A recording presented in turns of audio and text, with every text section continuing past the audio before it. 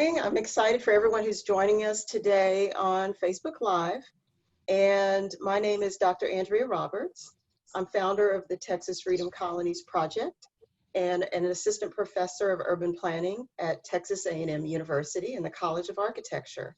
And we're excited today to bring to you a program dedicated to talking about public spaces and specifically museums in the context of historic African American communities. And today we're talking about historic African American Bryan, Texas. So first, let me tell you just a little about the Texas Freedom Colonies Project. We're called the Texas Freedom Colonies Project because we're concerned with preserving the heritage, history, and addressing the concerns of historic African American settlements throughout the state of Texas. These are communities founded primarily between 1866 and about 1930 by free African Americans. They are clusters of landowners who came together to intentionally create community throughout the state of Texas. The Texas Freedom Colonies Project then is an educational social justice initiative dedicated to preserving the heritage of Texas's historic African American settlements and the planners and preservationists that made these communities possible. And so we're researchers who map disappearing places and co-create resilient strategies for endangered communities. We do this through our research. So we have three goals as an organization. We want to preserve and protect the heritage, the stories of these settlements. How did they begin and how did they decline? We also want to identify where these communities are. How many of them still exist? Where are they concentrated? What are the threats to their existence? And we want to use all of that information that we collect and protect in partnership with historic Black communities to develop research that can interrupt the destruction and the disaster and the gentrification and other problems and challenges that threaten these communities. So what we are doing today is raising the public consciousness about one of the most important institutions in historic Black communities, and those are our archives. And too often our archives are hidden in private homes or in little plastic baggies in people's homes. And one of the most important things that we can do is find a safe place for our histories and our heritage. And one of the ways we're able to do that is with our community-based museums. So today we're bringing you one of the most important institutions here in the Brazos Valley, which is a multi-county area about an hour and a half away from Houston. And in this region, we have what's called the Brazos Valley African American Museum. And I learned about the museum first by talking to one of our guests, Cecilia. She is an associate dean at Texas A&M University's College of Architecture. And I was actually interviewing and she said, hey, you know why you want to work here? We've got this museum. They're doing exciting things. You need to learn about what they're doing. And I said, oh, okay, that sounds great. And then once I joined the department, I had the opportunity to meet with Mr. Sadberry. And Mr. Sadberry is the lead curator. And we'll be talking to him about what it is he does and why he does it and his own ties to the Bryan community. And he and I have had the opportunity to not only talk about the deep African American history in the area, but he's also been generous enough, along with board members like Ms. Mildred Davis, to open the doors and make the space available for conversation, for raising awareness about important issues, and even hosting some of our Texas Freedom Colonies Project events and gatherings of descendant communities. So I'm ever grateful for all of them for coming and joining us today. So with that, I want to hand everything over to our doctoral student in the urban planning program and archivist extraordinaire, a architectural historian, millennial archivist herself, Miss Skylar Carter, who will be hosting and leading the rest of our conversation today. Skylar? Thank you, Dr. Roberts. You're so kind. Thank you guys for joining us. Again, I just want to reiterate that um, this is really exciting for me to be able to talk with you guys because, as Dr. Roberts said, I'm big into archives and museums, and so this is just really a pleasure. So um, I want to make sure everybody has their drinks ready, their beverages ready. Since this is coffee talk, I have my little glass here. Um, so I guess we're ready to get started. As Dr. Roberts said, like museums are an ideal space for us to be able to visually represent and present the stories of freedom colonies to the wider audiences that often are unaware of the histories and the legacies of these communities. So museums do play a big role into the goal and the mission of the project.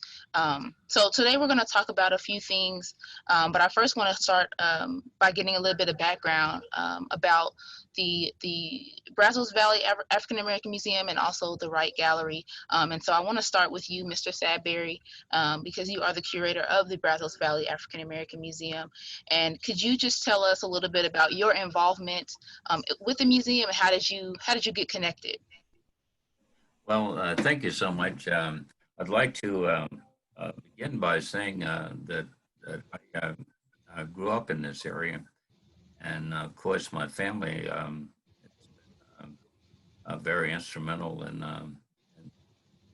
part of the history of this area. So in that sense, it's just a part of me. And so how I got involved with the museum was I was out of work at the time. And they, of course, needed a curator. And it just seems like the two met. And I think it turned out to be quite been a very interesting experience. So I'm proud of it. Now, where do I go from there? Well, can you tell us a little bit about your connections to some of the freedom colonies in the Brazos Valley area? Okay, well, the one that I'm most familiar with is the one in Burleson County, which is it's the Tills Prairie community. And that began with really it was two slave brothers that came into Tills Prairie. This was prior to the Civil War. And they were Smith family. And one of the daughters of those brothers married a Sadberry.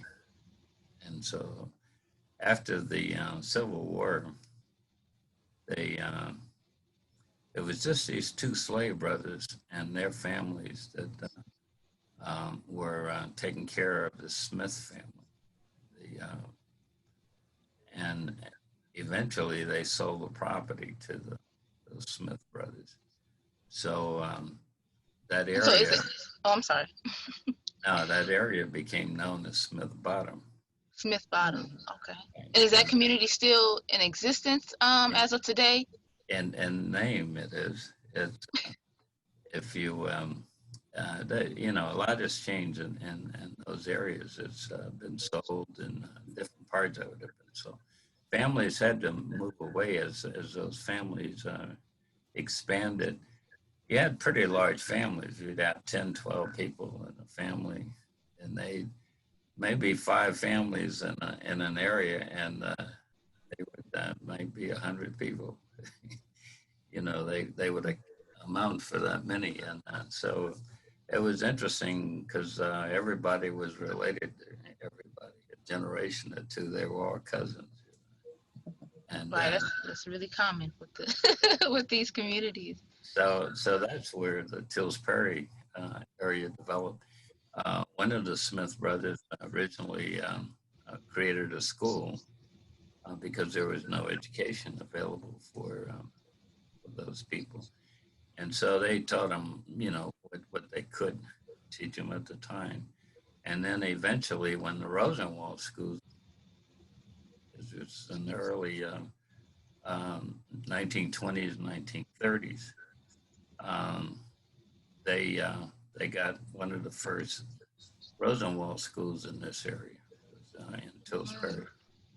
And that, of course, really did change the educational, made it more serious, and it was a little more available to the students. And so that it has a long history, segregated Texas.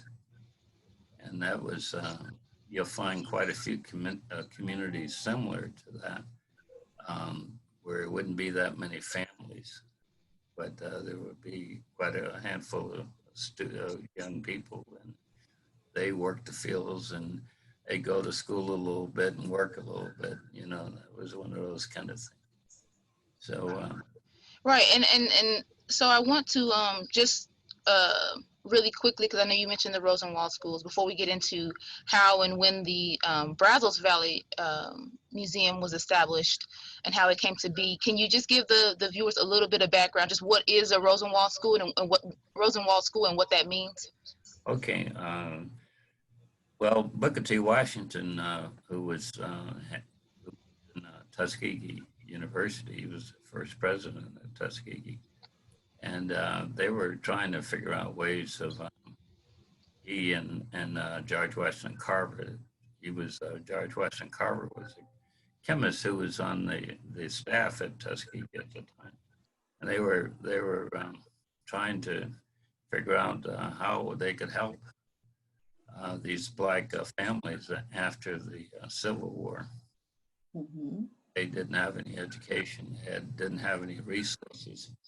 And so how would you survive? How would you, what could you do? And so they began to come up with some models of what a little Black community would need. And so they developed these schools. And they had different sizes depending upon the number of the students and the terrain and the situation.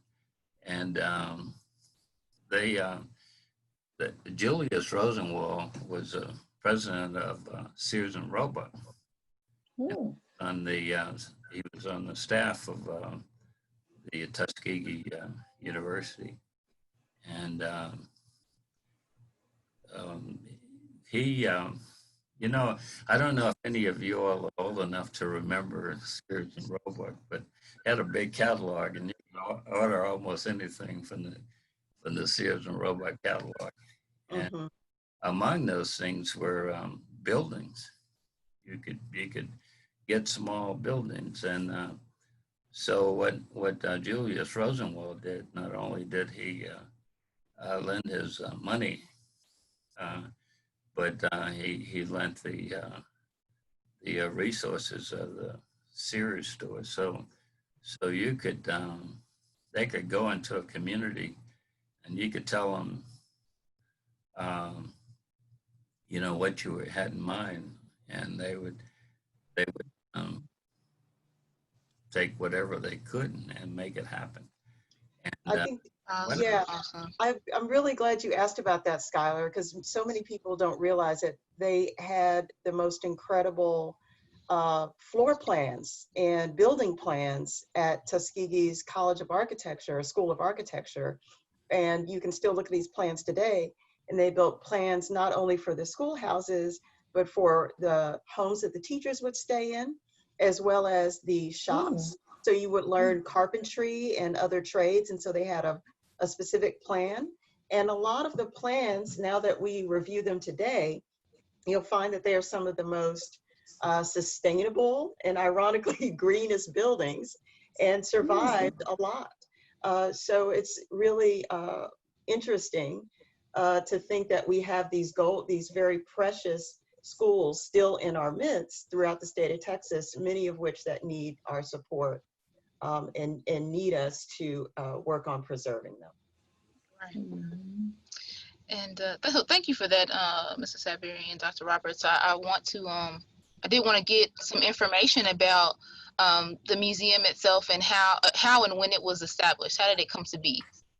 the museum We credit Miss Pruitt with having the dream of a museum. She told me she wasn't thinking of a museum at the time. She was just wanting an area to display some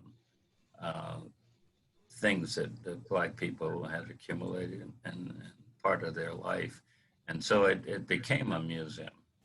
And it involved an awful lot of people. If you look at the list of those that formed the original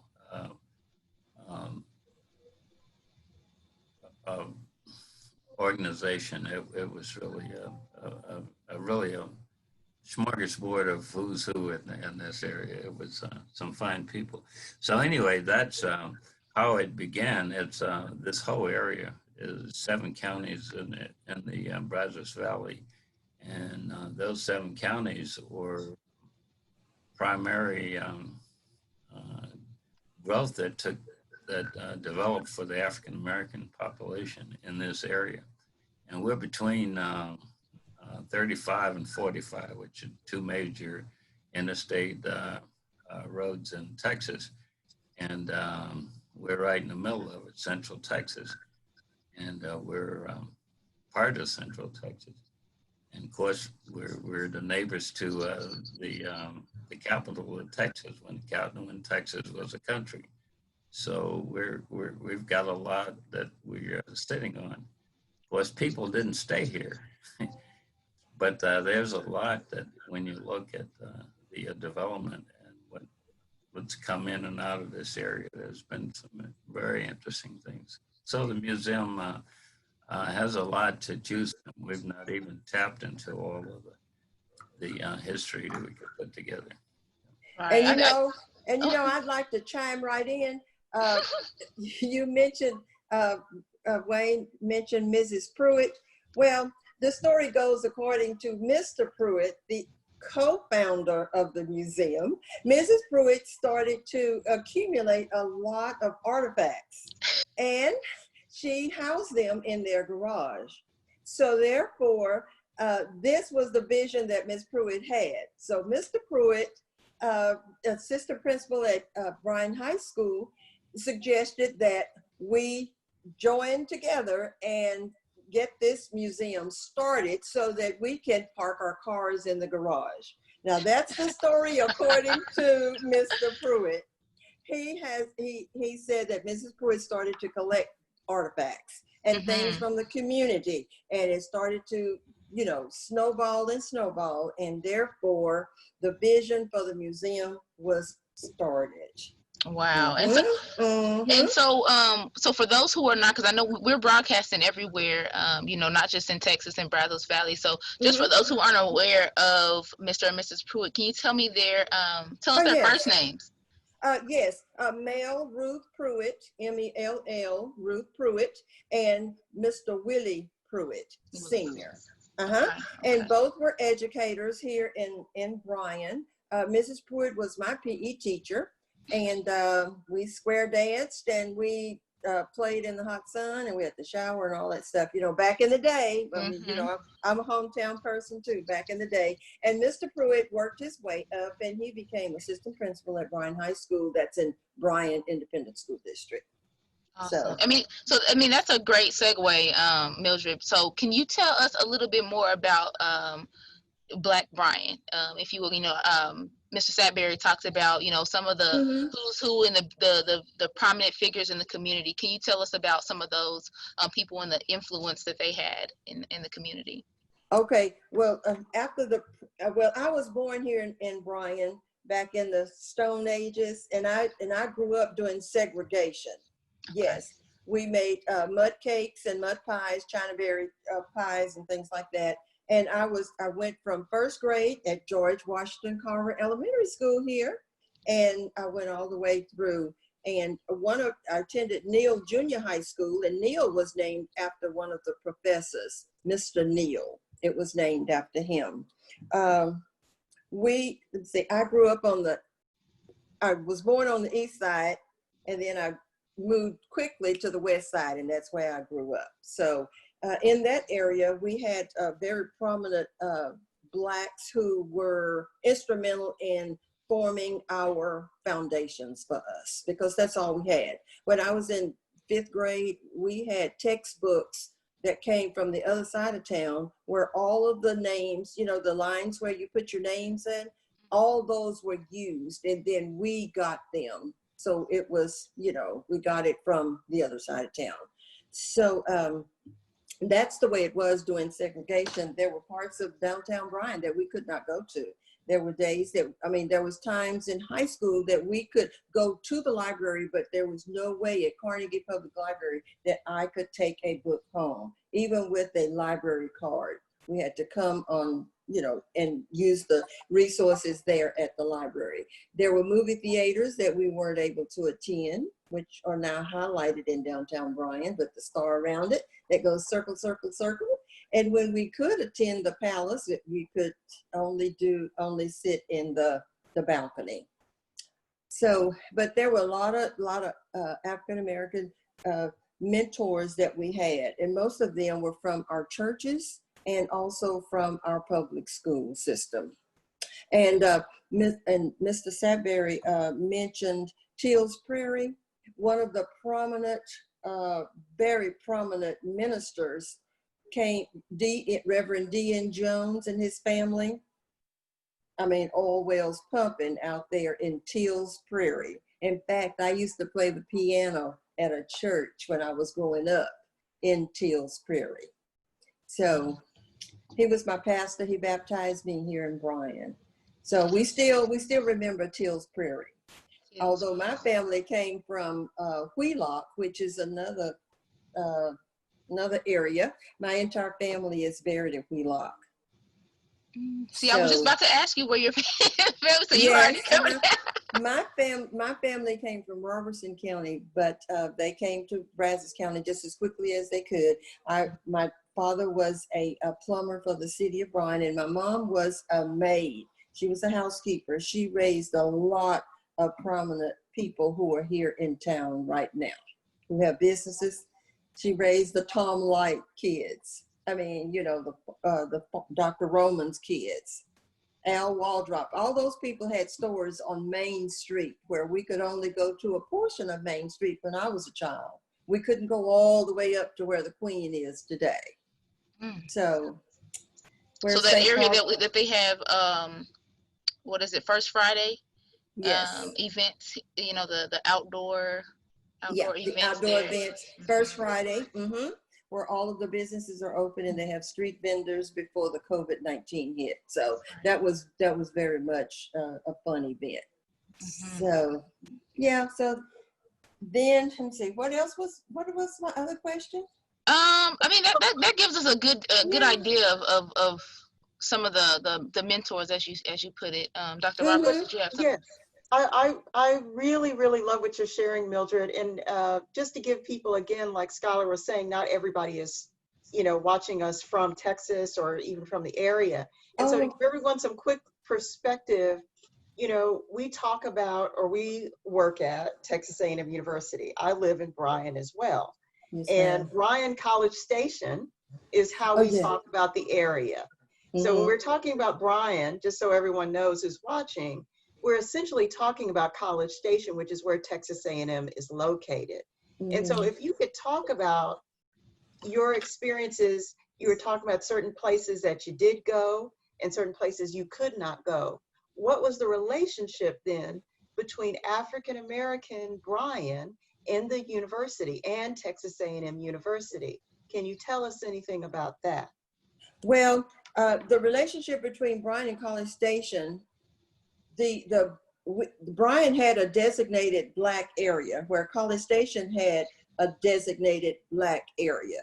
So that Black area in Bryan was west and east side. East side, the railroad track separated east and west, but Bryan was a larger Black community than College Station.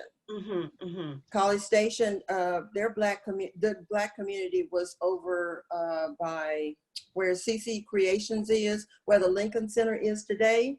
And also on the other side of College Station, near Taro and Passler. there's a church over there. And so the churches in Bryan College Station were the general areas where the Blacks lived. So we could walk to church. Right. So the churches and schools were definitely the centers of the community.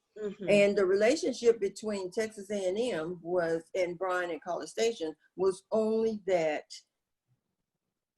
the Blacks were hired as maintenance and custodial staff back in the day. Hey, let me offer something. Okay. Yeah, what I'd like to offer is that when A&M was first built, the staff that taught at A&M, they all had black servants. Oh yeah. They would be cooking for them and doing that sort of thing, and the Blacks also did the laundry for the Yes. Yeah. So those were they were all just sort of supportive kinds of. Yeah. They cooked in the Latinos and the Blacks were the ones who cooked in the cafeteria and that sort of. And also worked for the professors and raised their kids. Right.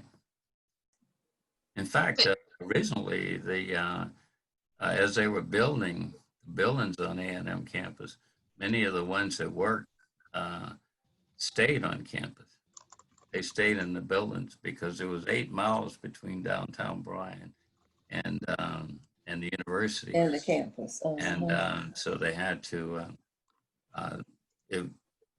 without any transportation, they just would stay there.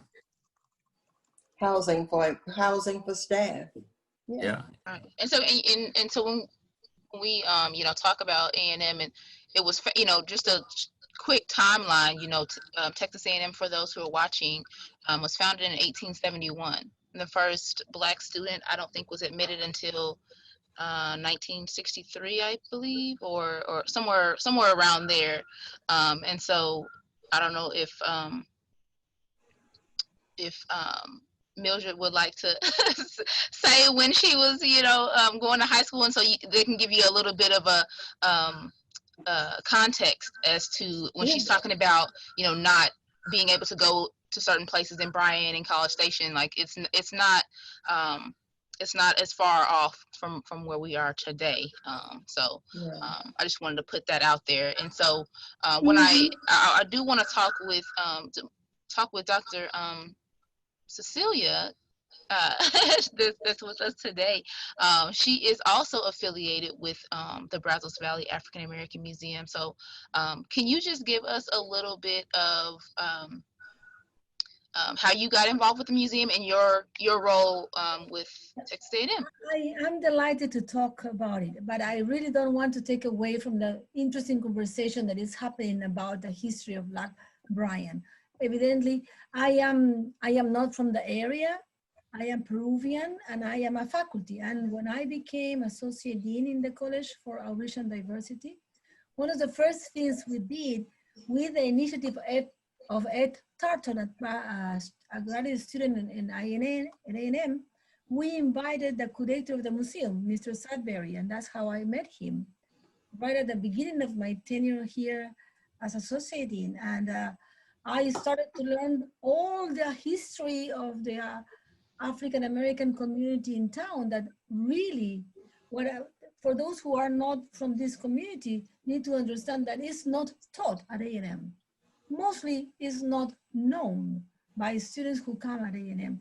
One of the things I made it myself is that every student that comes from the college, needs to be at the museum wanted list. So we need to learn more about this community. And I applaud this effort from Dr. Roberts that makes this is our community where A&M is located. So we did visit Mr. Sadberry, and Mr. Pruitt came along for this presentation. We were celebrating the African American Month, and we invited a museum into our college, into what used to be the Wright Gallery, and I got fascinated by the history of I took Mr. Pruitt to his home that evening, and we talked in the way, and Miss Mildred and Mr. Sadberry know him very well. He's a very good talker, and you engage very easily with his conversation. And one of the things I was very impressed is the street where the museum is now located is called Pruitt. It's Pruitt Street in honor of Mel and Willis Pruitt. So it is a history alive. So I think that's very relevant. But I went away from your question. When I got in to know the community and the museum, I thought it was outrageous that the College of Architecture is not more involved. So I took upon myself and the Diversity Council that we have in the college to make sure that the college is engaged with the community, is engaged with the African American Museum that represents what you are calling Black Brian. And it's not only Black Brian, it's really the whole 5. Oh, Brian Coast. And what is interesting for me was the first thing I saw is that the museum is located in what used to be a school that was burned when segregation was ending. So there's a lot of history there. And also, I have to say that the history behind this is when the schools were burned and this is the location was given to the museum to be built, a former student from the College of Architecture was the one who really supported the idea and with the design and the making of the museum. Not only his money, but a lot of effort came from former student of the College of Architecture to support the idea and the design of the museum. But then I saw the models of the former schools. They were done with cardboard, with the basic, very rudimentary style. And I say, it's just outrageous that the College of Architecture is here and we don't have up to the art models. So I took upon myself that the College of Architecture was gonna do it, for free for the museum. And we did it. Martin Shepley was a faculty member. And it was interesting because we didn't have any blueprint of the design of that school. So we joined the architectural design studio with a planning studio in communications, and students interview former, I think Mildred, were you there also? No, I wasn't there. But I don't know who was there, Mr. Sadberry, but it was interesting because the students from the planning department, the planning program interview residents from Bryan who had attended. So they were telling them where were things in the museum, because we went to the Curation library and everything, but there was not enough information. And then these students created a little video out of that. And that was my first kind of involvement. After that, several things have happened, no? Like we remember, Mr. Sadberry, that we did some, the landscape architecture students made some proposals how to enhance the surroundings, the landscaping of the museum, and how to envision more things that could happen. And we invited the board to the Rye Gallery, and we gave a presentation to the board. We invited a dinner. We wanted to really make sure that you trust, as a museum trust, that the college is helping, working with you. And then more things, marketing from the business school. We did a lot of things. But the last thing we did, not the last, but one of the largest things we did was what we call the Milky Way. Remember the Milky Way? Yes, yeah. An association with Waylin He, a faculty from the Department of Architecture, that we asked the board permission to do an installation on the internal patio of the museum. And we collected about 5,000 mill jacks. So we was from waste to art. And it took us years because we engaged not only people bringing the jacks, we had to clean them, wash them carefully, cut them, and make the whole story, the whole art thing. But we also engaged people from the community for about 2 months, I think. Yes, we did. And punching the holes was the hardest part. For 2 months, we invited students from the community, residents, volunteers, and we got together at the museum. Yeah. And it was That creating was a fun art, thing. but also a platform for conversation, meeting people from A&M, from the high schools, middle schools, from residents from the community. For 2 months, every Saturday, the college provided, and also the museum provided something, and there was always somebody from the community, somebody from the museum. At the end, I remember the school district gave some recognition to the students who participated, and at the end we had a big reception, and the Milky Way was installed in the internal patio with lighting. It was a Right. holiday, we had a beautiful celebration.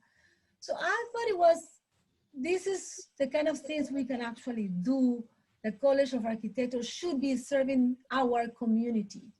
Right, So right. after that, we have continued doing things, but well, I think I'm stopped now.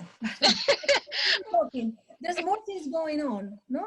But there are more classes, courses, trying to engage with the community.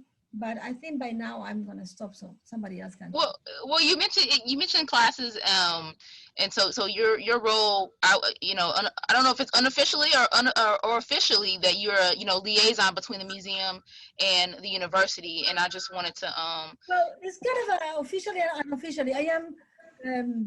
I am so glad that the museum invited me to be a board member. So I am a proud member of the board of directors of the museum. So I always try to be sure that the museum is linked to the university. So I am not the only one from the university though in the museum board, okay? But the College of Architecture needs to be present. So there's always some class, some professor that is engaged.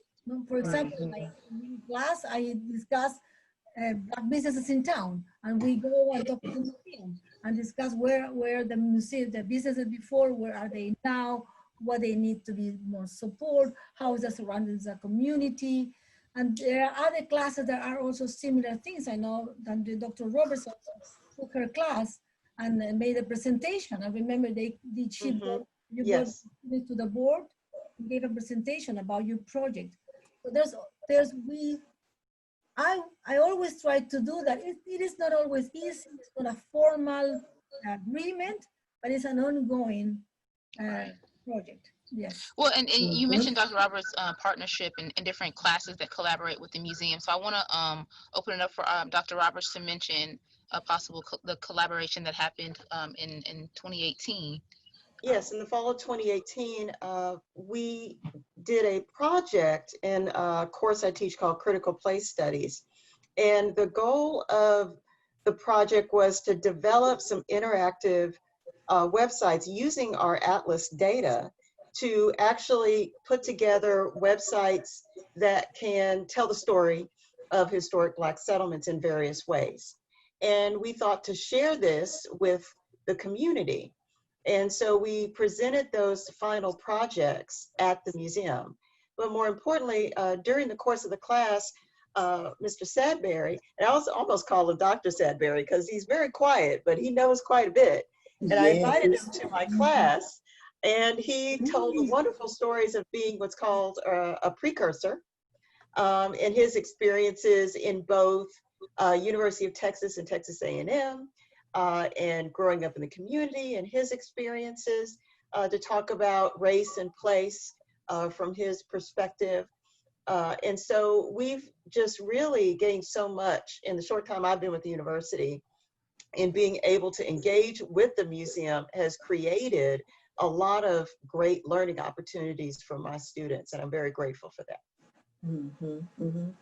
One of the I guess you would say exhibits, Wayne, would you call it an exhibit? I grew up in the Brazos Valley. My father passed away at the age of 99, clothed in his right mind. He was interviewed and he was a part of that exhibit. And that exhibit was shown and displayed at George Bush Library for an extended period of time, which was which brought a lot of us out in another part of town that we're not familiar with. So it was a virtual, you know, a video of them, of the older senior citizens here in Bryan being interviewed. And that was really, really nice. Yeah. So the That was good. That was good publicity for our museum, in other words.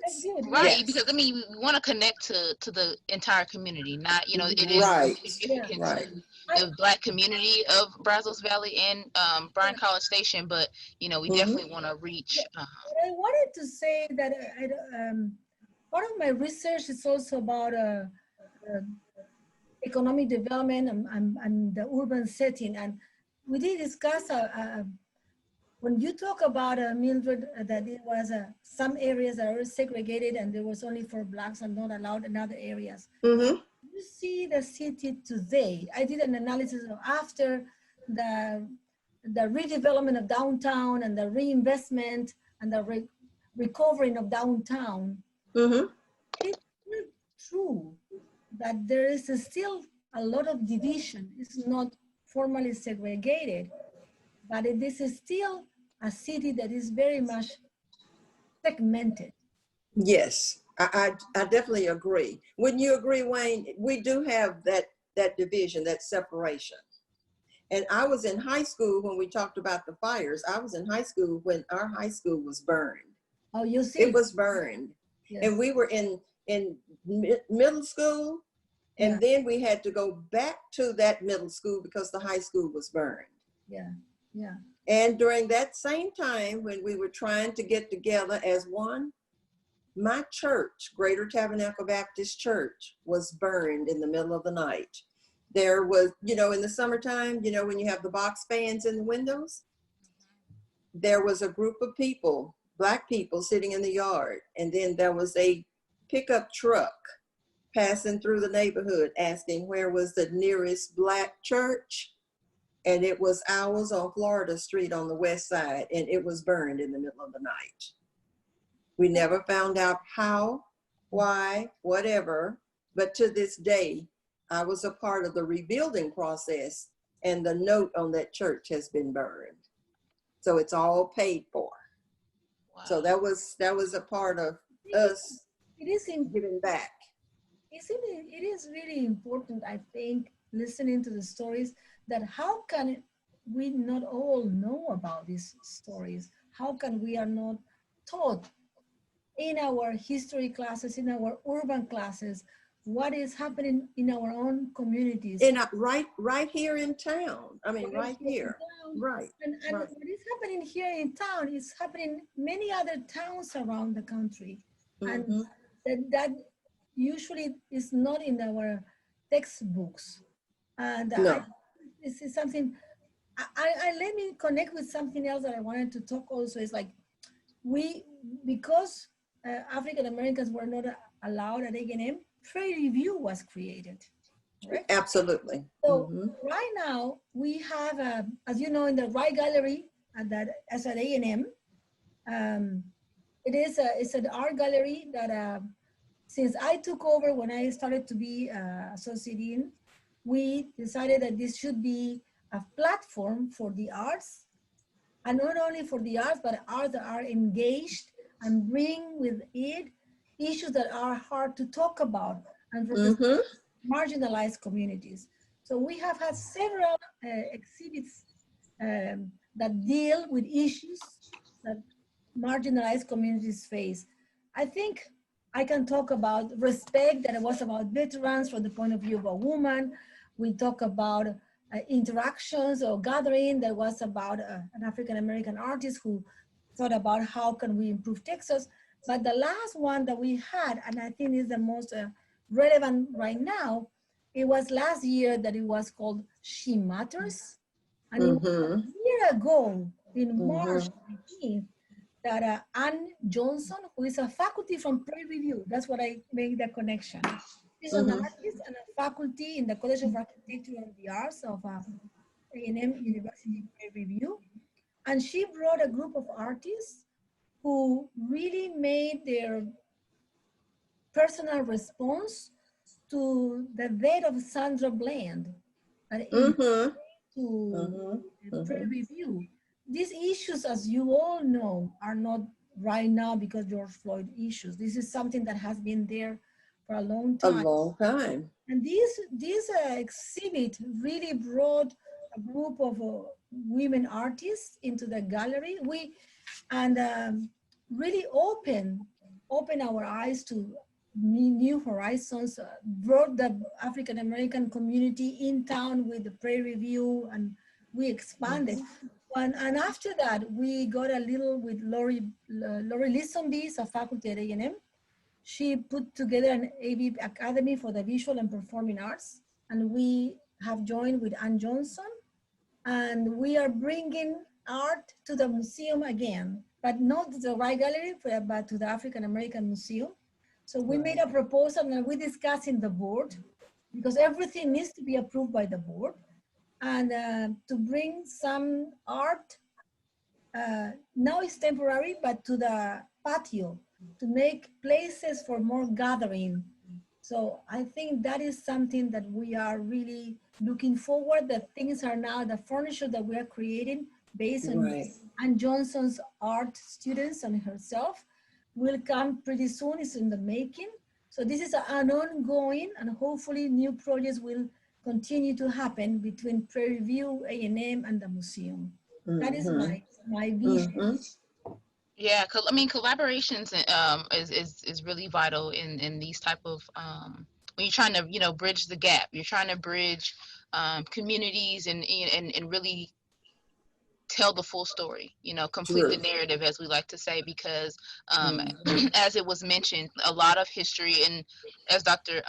Guisti mentioned, like it's not uncommon for a lot of Black communities for our histories and things not to be talked about or not to be recorded in history books. And so installations like these, and like you're trying to bring to the community, is really, really vital into letting the younger generations and then older generations that don't know as well some of the untold histories and hidden histories in our communities.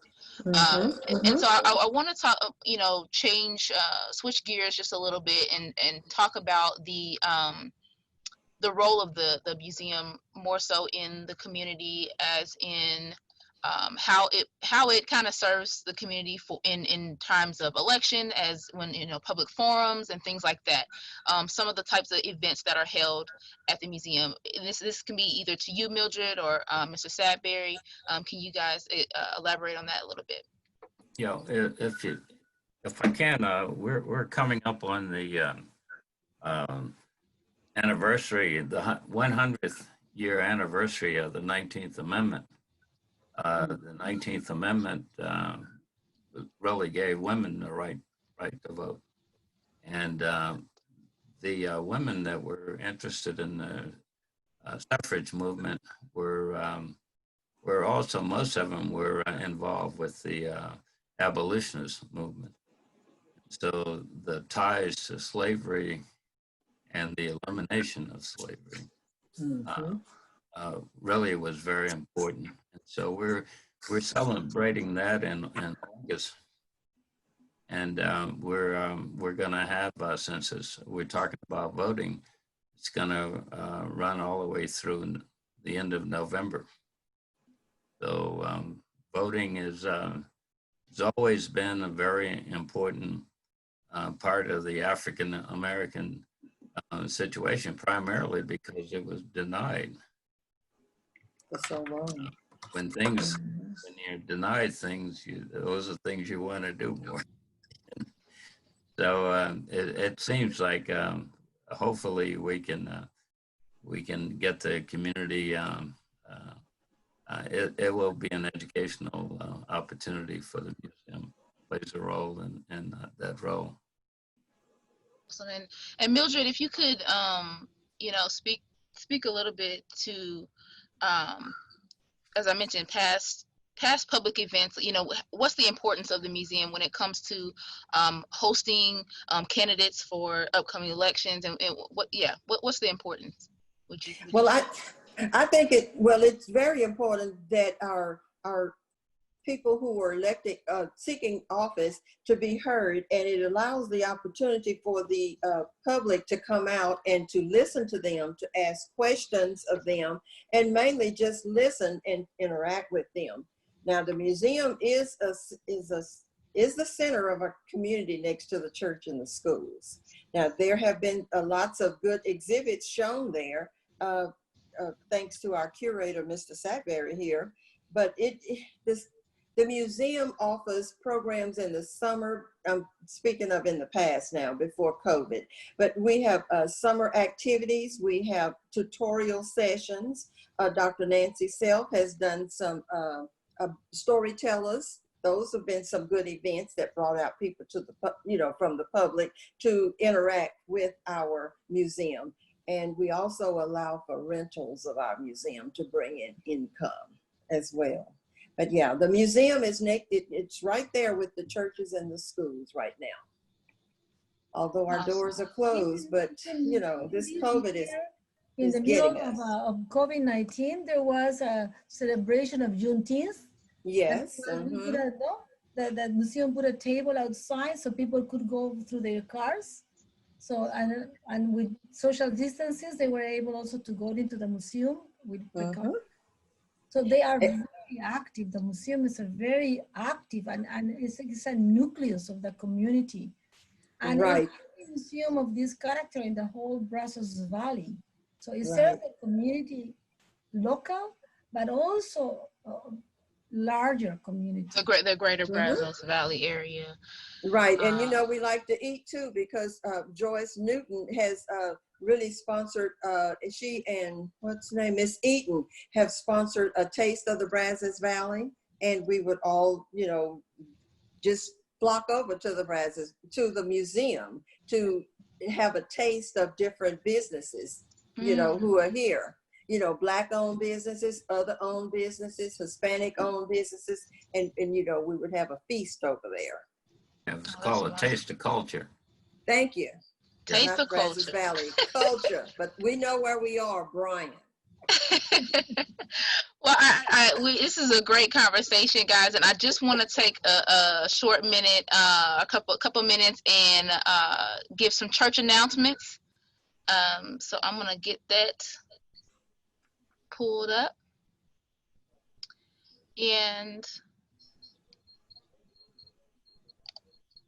so the first announcement, as Mr. Sadberry mentioned, the Brazos Valley African American Museum is about to celebrate 14 years in existence, and so they are hosting an event, and it's going to be on Saturday, July 18th from 1 to 3 p.m. They are asking the community to come out and join them for Red Velvet Cake and meet artist Kevin Newsom. The artwork by Kevin Newsom will be on display and available for sale. The museum will be open from 10 a.m. to 4 p.m. However, the cake nor Kevin may make it to 4 p.m. They're asking that you please wear a mask or get one at the museum, but preferably come prepared, as we are trying to stay safe during this age of COVID. The event, and then there's more events coming up in August. There will be a new exhibit celebrating as I'm calling Dr. Sadberry too, as Mr. Sadberry mentioned, the celebration and the anniversary of the 19th Amendment to the Constitution, giving women the right to vote. And so that museum will be going through November of this year. The Wright Gallery is also going to be celebrating and honoring the 100th anniversary of the women's right to vote. More details on that event will be coming shortly, so follow the Wright Gallery on Facebook, and more info will be placed there. As for the Texas Freedom Colonies project, we have some big announcements. We recently have been given some grants, have been awarded some grants, and so we're going to be working with a number of communities in East Texas, and specifically about land ownership and air property. And so we are going to be partnering with the Landowners Association of Texas, as well as Texas A&M School of Law, to be provide trainings for Cass, Harrison, Jasper, Marion, Polk, Rusk, and Wood counties. And so the goal of this grant is to increase generational wealth, economic value, and community stability by securing and preserving property rights for low and moderate income landowners. And so please stay tuned and follow the page, and stay tuned for updates on this grant and how you can aid in this. And the next grant announcement, we were also awarded the funding from the African American Cultural Heritage Action Fund, whose co-chair of this advisory council is the Felicia Rashad. Houston native. She is a Houston native, Third Ward native is why we're mentioning her. And though we got the grant, we were awarded the grant in 2019, we've only recently begun to actually put together the partners that to actually achieve our grant goals that Skylar is going to mention next. Yes, so this grant is really really interesting, and really proud of this, to be able to improve the functionality of our atlas. If you're not familiar with our atlas, you can go to TexasFreedomColoniesProject.com and check out our map that maps the freedom colonies and different cultural landscapes and structures in these different communities. But this grant will be to help improve the functionality of this atlas, and also to help develop a registry of historic Black cemeteries. And we're working with two great, hold on just a second. We're working with two great organizations that are helping us to do this. Root Cause Research Center and Civic Data Alliance. They are activist research organizations. They're for-profit consultants that are specifically committed to securing the rights of communities to data and to research. And they're known for their work on behalf of groups like Black Lives Matter and other activist organizations trying to make the data available to the people. And those are some of the principles behind our work. And they're helping us further our goals through this grant in developing a strategic plan to be able to make information about cemeteries readily available. right. So stay tuned for more updates on that project as well. I want to let everybody know also, we are looking for Atlas super users. And what does that mean? That means we're looking for people and volunteers who are interested and experienced with technology, who are willing to help us to teach others how to use the Atlas, to help distribute and collect surveys that you can find on our website, TexasFreedomColoniesProject.com, and to add points and information to the Atlas. There's so much information out there from communities that our team sometimes just it's so much, and we can't get to it all. So we know that we have volunteers that are ready to help us in this project and help us to further the mission and the goals of the Texas Freedom Colonies Project. So if you're interested in that, email freedomcoloniesproject@gmail.com, and we can get you connected. So we also have a Facebook group, and we have a Facebook group that's specifically for Atlas users. You just have to look it up. We're the Texas Freedom Colonies Project on Facebook, and join us there as well. yes. And another volunteer opportunity that we have launched, the Adopt a County campaign. This project is aimed at increasing the crowdsourced information to our map that I mentioned, the Atlas map, and we're and the main goal is to find more missing freedom colonies. As you can see on this card, we have the Houston County, we have the freedom colonies that we have located 1 through 12, and then we still have 6 freedom colonies within this county that we're looking to find. So this is not just for Houston County, this is going to be for the entire state of Texas, but this is just an example of why we need your volunteer services, why we want you to be involved. We want to hear the stories and get the stories from descendants of Freedom Colonies and those who are just interested in really supporting the project. So you don't have to be a descendant of a Freedom Colony to be a part of this campaign, but we do welcome everyone to help us to achieve this goal. And to put it more simply, it's like this. We have individuals who look at the map and say, hey, my Freedom Colony is missing. Why isn't it there? It's incomplete. Well, because we need you. Very simply, we need you. Part of our work is, yes, we come through archives, and yes, we have wonderful archives here at Texas A&M and access to wonderful archives. But some of this information is hidden in people's rooms, in their memories, and without the public's help, we can't get these stories and make sure they're not forgotten, and we can't find the locations of all of these places that were at one time never on the map to begin with. So that's why we need you and your participation so much.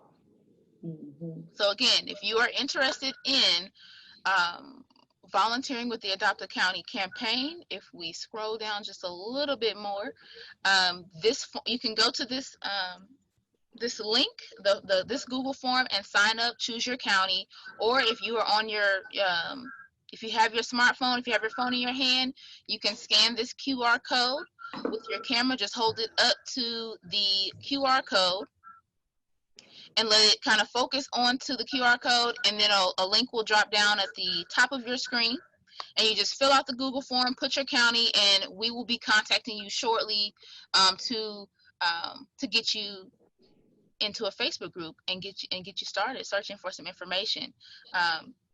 So more information about the Facebook groups and what we'll be doing in each of these in each of the groups, because there will be a group for each COG region, and we'll go into that.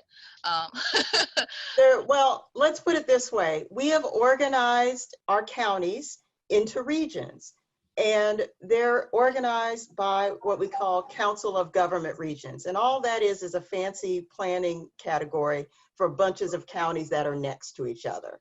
So if we're talking about the Houston-Galveston area, we're talking about Matagorda and Fort Bend and all of those counties in that region. And so that's what we're talking about when we're talking about regions. So again, stay tuned to our Facebook page for more information about the Adopt a County campaign. And that should end our announcements for now. We're going to get back to one more thing. If you go to the Storyteller Project, please, if you'll go up just a slide right there. We've had a number of partnerships with other museums as part of the Whiting Public Engagement Storyteller Project program. And we're going to continue to do that work. So you will learn soon about our work, our partnerships to collect stories about Freedom Colonies throughout the state of Texas, in Dallas, in Austin, in San Antonio, in Houston. So that's what we have coming up. If you're in any of those big cities, be ready for us to come and to be connected with you all virtually first and then in person. Wonderful. So we got a lot of things going on. All that to say, there's a lot going on with the Texas Freedom Colonies, with the Riot Gallery, with the Brazos Valley African American Museum. So please follow everybody. Each one of these groups, we will be posting the Riot Gallery and the African American Museum on our Facebook page, so that you guys can follow and easily find them. But I do want to get back to the interview as we prepare to finish up, because this has just been really, again, a really wonderful with everybody today. I heard the word cemetery, and that triggered a point. I'm getting old and I have a quick memory here, but Wayne and I are on the board of the Grandview Cemetery Association. We are aboard maybe a year and a half right now. And this board was formed by the city of Bryan, the mayor, and 2 attorneys. We have not been officially given the rights to the Grandview Cemetery. That will happen in the future, but we are doing fundraisers right now. And Dr. Roberts, I'm going to be contacting you because I need you. I heard something today that I did not know. So anyway, we're on the board, and Grandview Cemetery has been taken over by the city, and it's clean. It's on the corner of Highway 21 and Earl Rudder Freeway to the right behind that truck stop. It's fenced. It's completely mowed. It's clean.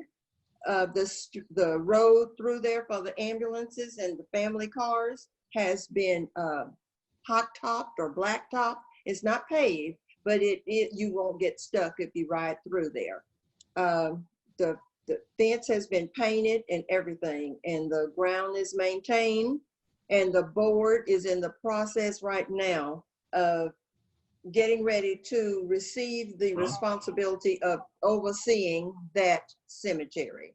And you have paupers' graves, you have slaves, you have military people, you have families, and all of them are buried there. So Grandview is a historical Black cemetery here in Bryan. And we're in the process right now of getting flags for it, design for it, and working on getting a historical marker once the city gives it over to us. But this board was handpicked by the city. Okay. Well, we'll look forward to more Getting updates some more with information. the with the association. Yeah, keep us in the loop. So we'll be contacting you. Okay. So I do want to get into the second part of our interview. So, when we talked about the origin stories and we mentioned oral histories and legacies of these Black settlements and Black neighborhoods, Black communities that have honestly been, long neglected and a nearly forgotten piece of the American narrative. And so and this can be directed to any of our guests today. What are your thoughts on the implicit bias in museum and historically or even currently? So what are your thoughts on that?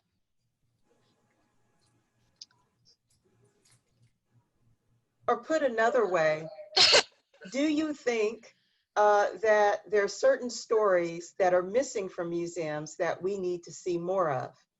What is it that we're not seeing enough of in our museum spaces, in our public museum spaces? What are the stories we're missing or that we need to hear more about?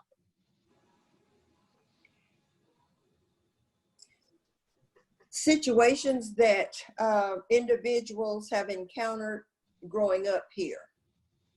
I think that would be one of them. And maybe we can interview more of our senior citizens before they transition to another world.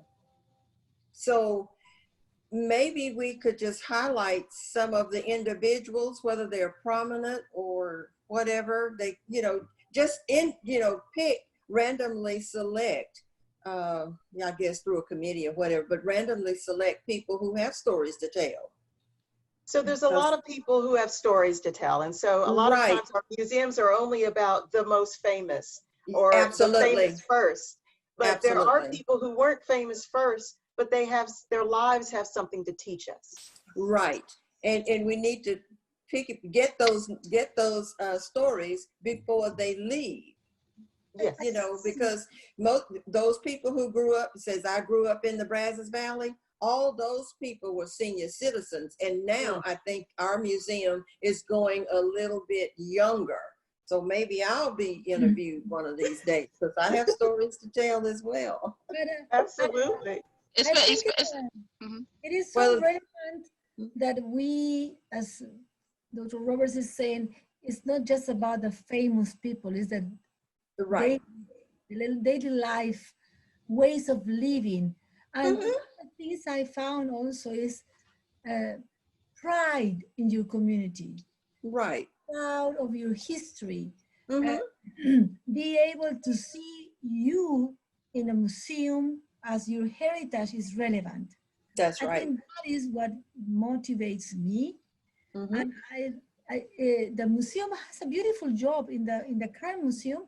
We have a wall of all the people that needs to be recognized. And we have a wall with photos of people who have passed, as Miss Davis was saying, that have already transitioned to a different life. And That's right. we have that, and there's a history behind. What the struggles, I think, is that how you make that important legacy relevant for the incoming generation. Mhm. How we engage multi-generational Absolutely. collaboration, that the young Right. people respect many times because they have not taught at school or they are not Right. there's Right. a Right. history on the making written taught at schools that they were invisible. Mhm. And there's a lot to be proud of. And that link, perhaps the museums can play a beautiful role. So I think that is something that is, we have a struggle in the museum that this wall is important, is relevant, but how we also make it attractive or engaging for the new generation. Right. Right. There's a lot of, as Skylar was saying, implicit bias, and it's in all types of spaces. And basically, it's the idea that we need to get everybody who had the most money, who had the most land, who started something, and we need those stories. Those, I'm not dismissing those at all, but we have individuals who maybe were nurses their whole lives. They were house cleaners their whole lives. They were garbage men their whole lives. Those lives have something to teach us. And so I think it is important that we are able to be inclusive in our story of African American life. That's one of the biggest challenges. I think those are missing stories. And as you were saying, one of the things that we have to do is make them accessible.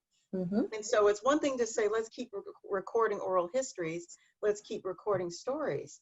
But if nobody ever sees them, or they're hidden away and they're never transcribed, then that's very nice we have them, but we need to make them accessible. And that's what the reason why we're doing this big digital platform, because we know young people go on the internet and they look for things, And they click look. on things. Right. And That's one of the things that I think is missing is access and then being inclusive of everyone's story. Right. I think I like to say, like, yeah, everyone's story matters, you know, and we've talked before about, you know, the church mothers, like we, you know, churches and schools were, you know, big pieces are big pieces to the Black community.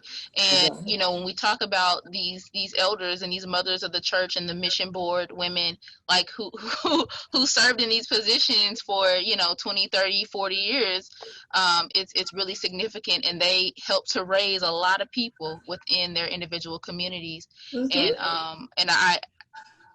I'm very interested in history, obviously, because I do archives, but I as I was learning more about my Black community in Muskogee, Oklahoma, I saw that a lot of young people didn't know about our the significant Black people, or just the older Black people in general. I knew about them because my grandma was an educator and she hung out with all these people. But so one of the things that I started to do was to create these videos so we can get the information out and to acknowledge these people. And this is in Oklahoma, not Texas, but I think it can be, you know, transferred all over to these communities. And it's so interesting to see how many people who are really interested in history that we didn't realize after just putting the information in a different format, you know, on a different platform. And I want to make sure everyone knows that Texas Freedom Colonies Project, our website, we want you to make videos. Right. Some people are like, I don't want to fill out the forms. Okay. Talk to us. So the videos, you are welcome to use our surveys as just a cheat sheet of questions to ask. And just tell the story. And some people are going to tell it in all different kinds of ways. It's going to go this way and that, and not, you know, people are going to go on tangents and all of that, but that's where the nuggets are. And so we really want you to video your stories. Get your phone, sit there with your elder or someone in your community and just listen. And we have all the resources to help you do that at Texas Freedom Colonies Project. We have the tools, we have the questions, we have it for you. let me share with you a project I learned when I did one diálogo, a Latino exercise, like an exercise. Yes. On Oh, the Plática? And one thing is called Los Abuelitos, means the Granny Project. And it was a history professor who requested students in his class to interview his or her grandmother or grandfather with a list of questions. And many times the kids don't have much to talk seriously about with the grandparents. And then they presented the results. And it's beautiful how young people interviewing as a task in a class to their grandparents learn so much about the history, the life, how they met the grandfather, the grandmother, what was happening. And some of them were like, as you said, they didn't have big jobs. They were very instrumental on getting the rights of this population in the case of the valley. So I was thinking this is a beautiful project that maybe just an idea. I'm glad you brought up the intergenerational interviewing, because the point that we do want to make is that we are looking for intergenerational interviews. At the State Museum of Texas, the Bullock Museum in Austin, we will be doing intergenerational interviewing, and they are helping us record them through their Story of Texas initiative. It's a partnership we're doing. So our Storyteller project is just that. It's intergenerational interviewing. So everyone who's watching, who's a young person, I want to say happy birthday to my grandfather that I'm overdue and talking to again, who turned 99 today. My grandpa is 99 today. And he's one of the many people that I will be having another conversation. We talk every decade or so. And so this is what we can be doing during this horrible time of the pandemic is, if we're talking to a relative on Zoom, record the Zoom conversation, record it, and then email it to freedomcoloniesproject@gmail.com. That's it. Simple as that. Simple as that. So I did want to touch on a few about our, the museum operations during this COVID age real quick before we get to some questions that we have from our viewers. So just for both the Wright Gallery and the African American Museum, how has COVID, I know we're in the summertime, so we haven't been on campus, but how has COVID affected the visitation throughout this year, this spring and summer? And can we expect more digital exhibits from both? From the standpoint of the African American Museum, it's really shut us down. We just have zero, other than the one time on the 19th of June when we had the large group that was a walkthrough and a drive-through. And we're proposing to do that this coming weekend when we have we celebrate our 14th anniversary. We're going to have a walkthrough on that. So that's kind of what we're relegated to, instead of daily tours. And we used to have large tour groups from Houston, 30 or 40 people at a time, but we haven't seen that in probably a year. So. It's really shut some things down, and we hope that we can definitely recover soon. We will recover, and I think we have to recover. There's no discussion about it. I think it's when. The Wright Gallery, the building is closed. We only can get there with our, only the people who work there, students were closed. Now it's opening little by little, but mostly it's empty, the gallery. But what we did during the summer was kind of bringing back former exhibits through our Facebook.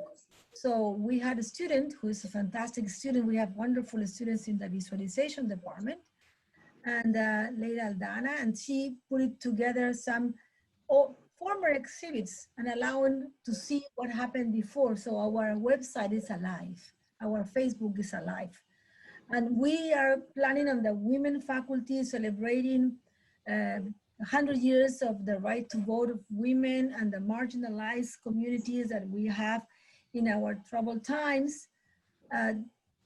We asked women artists in the faculty to present their art responding to the current events from the point of view of a woman. And we will, in the process of capturing these entries, and we will display them, but I think most of that will also be recorded and put it on Facebook, online. So that's how we are trying to adjust. So we are very fluid, very flexible. And I hope, for example, Mr. Sadberry and Ms. Mildred Davis, we may work, for example, that somebody from the college on volunteering, that we can work to have your Facebook, your website alive, because it's very relevant to be present. Wonderful. Yeah, I think, yeah, COVID is definitely forcing us all to be more flexible and to adjust, which I think is it's definitely great for everyone's growth. So I want to invite Mildred, if you have anything to add to that, but if not, I will invite Kendall to Okay. let us know if we have any questions. I'm looking at our comments, and as of now, I'm not seeing any questions. We have a lot of comments, people letting us know historical commissions and where some Rosenwald schools are in Texas near our freedom colonies, letting us know about some historical cemeteries that we will definitely be connecting with. Hello, Kendall. Do we have any questions? I don't think so. I was reading through the chat and it looks like it's just discussion for the most part. Yeah, we have a lot of people who are letting us know about people to interview. So That's good. we'll definitely have a lot of engagement. Let's see. Dr. Roberts, I'll ask if you have anything. No, I just really want to encourage people that the important thing that we get from all of us, I think, is that everybody's story is important, as Skylar says. And the stories are not just about what we're proud of. They're not just about sentimentality, but they're for us to learn. There are lessons to be learned about how to build strong community, how to sustain community, how to be resilient, how to survive, and how to thrive. Because they're in these historic African-American communities and their institutions, people learn to do that. And very often in my field of urban planning, we are told as African-Americans that we don't know how to do that, and someone has to come in and tell us how to do that.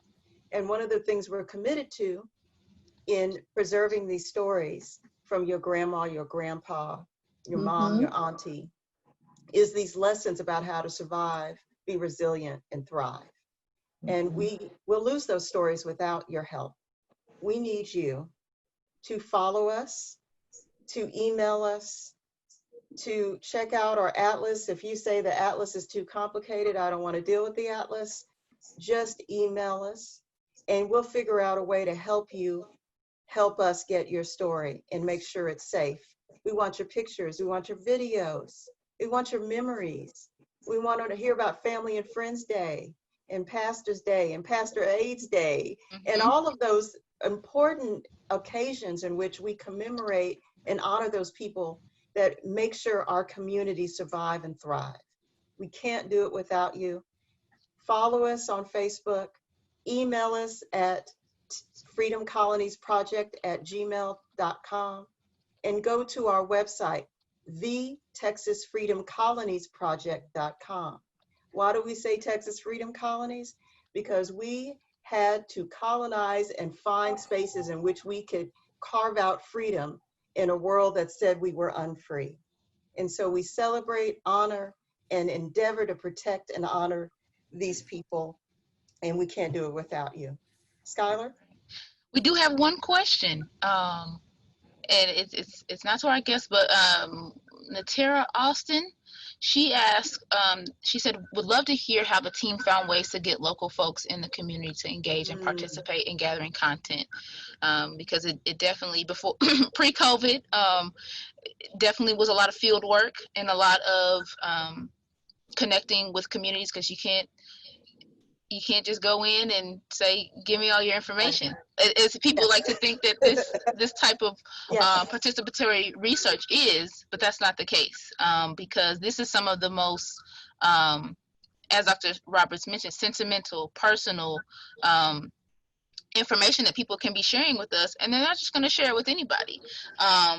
So I guess I'll direct that to Dr. Roberts, and if you would like to give a little bit to that. So the project began in 2014, and from 2014 to 2016, the project was really about sitting down in the homes of individuals who lived in historic Black settlements and listening.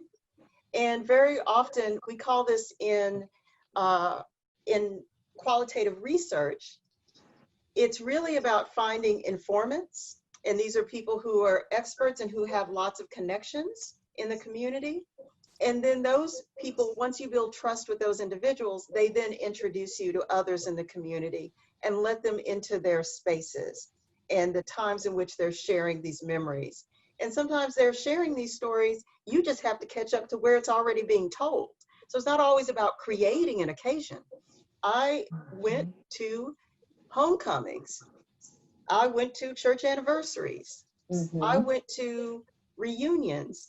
And once I built trust with these communities and they understood that it wasn't just extracting and taking and giving a white institution information, but that they knew that I was actually doing something as a service and that they were interested in preserving these stories and I was making it available for them as well, then it was easy for them to see why they wanted to do this. And then they were like, yes, please come in. I saw that you gave that community a lot of attention. Why aren't you giving my community attention? Our story is important too. So it's very important that we learn where people are already telling the stories. Number one, we build the trust. We take the time to build the trust in the relationship. And we take those opportunities to listen and record consensually with documented consent, which is always key. We never want to eavesdrop. We want to forthrightly ask face to face, can I do this? This is why I'm doing it. And this is what I hope you will get out of this. Tell me what's going on in your community. How can this help whatever you're working on? So you have to have reciprocity, honesty, transparency, and trust. And those are key to doing this type of work ethically. And that's at the core of a lot of the work we do. We're not just about give me, give me, give me. And anyone who's doing oral history work, the principle should be, who are you, always think, who are you doing this for, why you're doing it? And are the descendant communities at the core and at the purpose and the reason behind what you're doing? Wonderful. That's beautifully put, Dr. Roberts. And so I just want to thank our guests, Mr. Oliver Sadberry, Dr. Guisti, and Ms. Mildred Davis for joining us today talking about museum curation and preserving Black culture, Black settlements, Black communities. I did want to mention as we head out that the National Trust award for the grant that we were awarded in 2019 with the African American Cultural Action Fund. Culture. Oh, that acronym gets me. But they just released today the 2020 recipients for that. And I did want to mention that the 10th Street Historic District in Dallas, Texas, which is a freedom colony, was awarded. It's on that list, the only one in Texas. And also for our Oklahoma followers, the historic Vernon Chapel AME Church, which is a very significant structure in relation to the Tulsa Race Massacre and Black Wall Street in Tulsa, Oklahoma, is also a recipient of that as well. So we just want to give a round of applause for, and we'll post the link to the other recipients on our Facebook, so you guys can check that out and see the other recipients. So I did want to pull up the announcements just one more time so we can show. Thank you very much. You're welcome. Okay. You're welcome. Just so we can, stay tuned on our Facebook and all of our social media platforms for information for August, our monthly coffee talk. And we'll be posting updates for our August one soon. It's going to be happening every third Thursday. And how to get involved with the Texas Freedom Colonies. We have a number of ways that you can do that. Of course, we said we want you to talk to us. We want you to tell us your community stories. We want you to spread the word. Follow us, as I said, on our social media channels, on our YouTube, and share our information with your friends, families, colleagues, everybody. Tell them about the Freedom Colonies Project. You can join our advisory board. We'll have some more information and more detailed information on our Facebook page about doing that. This is a group of volunteers with an expertise that can help descendants and the project do the work that we're doing. You can send us your resume and 2 to 3 paragraphs explaining why you want to be involved to our email, freedomcoloniesproject@gmail.com. And then also, if you want to use our logo or our research, you can also contact us at that email, and we will let you know how you can do that. And then also filling out a request form. If you want to, post-COVID, want us to come and see you, want us to come do a demonstration on the Atlas, or we can do it virtually as well. Fill out a request form and email us as well. When you email us, the form will be automatically attached to that. And so this has been really really great. Wonderful. And thank you so much to our guests. We're so incredibly grateful. We know we've gone well over what we anticipated going over in time, but it's only because you all had such good stories. If the stories weren't so good, you see what happened? But Skylar, go ahead. If you want to go ahead and end with the QR code and ask about donating. Yeah, so you can donate to what we're doing. We are a nonprofit, and we are a community heavy organization, activist organization. And so if you would like to donate, you can do the same with this QR code that we did earlier with the sign up for the Adopt a County. Just hold your camera up to the screen, and it'll focus on that QR code, and it'll drop down the link that you can donate to our project. And as I said, you can visit the Atlas and kind of browse through that on TexasFreedomColoniesProject.com. Find us on Facebook, Instagram, and YouTube, and email us. Tell us your story. We want to hear from you guys. So again, thank you to our guests. Thank you, Dr. Roberts, for this opportunity to talk to you guys. So you guys have a wonderful rest of the day. Well, thank you. And thank you, everybody. Thank you. Bye-bye. Bye.